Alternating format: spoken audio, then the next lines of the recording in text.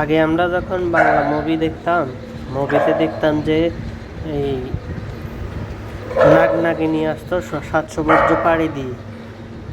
আর এখনকার কি দিন আসলো রে বাবা, কি চন্দ্রবোড়ানা আর রাসেল ভাইফার ইন্ডিয়া থেকে আমাদের চাঁদপুরে চলে আসলো পদ্মা নদী হয়ে সাঁতার কেটে। এখন তো খালি চাঁদপুর নোয়াখালীতেই সীমাবদ্ধ না, আমি তো দেখতেছি এটা সারা বাংলাদেশে ছড়ায় গেছে।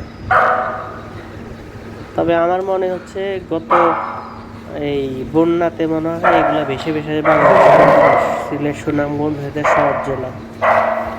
তবে এই সাপ খুবই ভয়ানক এবং মারাত্মক।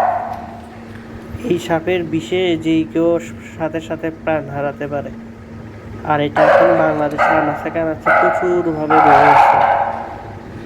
আমরা সবাই সচেতন হব যাতে এই সাপ কখনো দেখলে আমরা প্রাণী সম্পদ মন্ত্রণালয়ে ফোন দিয়ে জানাবো, বা তাৎক্ষণিক যদি বিপদগ্রস্ত হই তাহলে সেটাকে আমরা ব্যাহত করব। আর বিশেষ করে বাচ্চাদের জন্য খেয়াল রাখবেন যাতে বাচ্চাদেরকে একা ছাড়বেন না। বাড়ির আশেপাশে যদি কোনো জঙ্গল থেকে থাকে তাহলে সেগুলো পরিষ্কার করে দিবেন।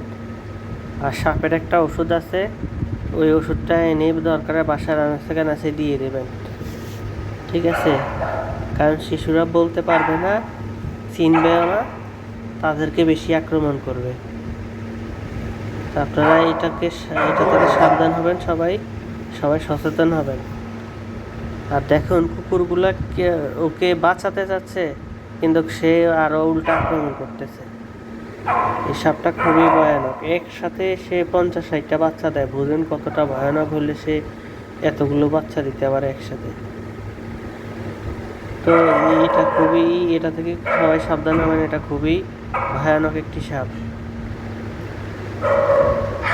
সবাইকে ধন্যবাদ ভিডিওটি দেখার জন্য। আর ভিডিওটি ভালো করে শেয়ার করে দিবেন, সবাইকে সচেতন হওয়ার জন্য বলে দিবেন, ঠিক আছে?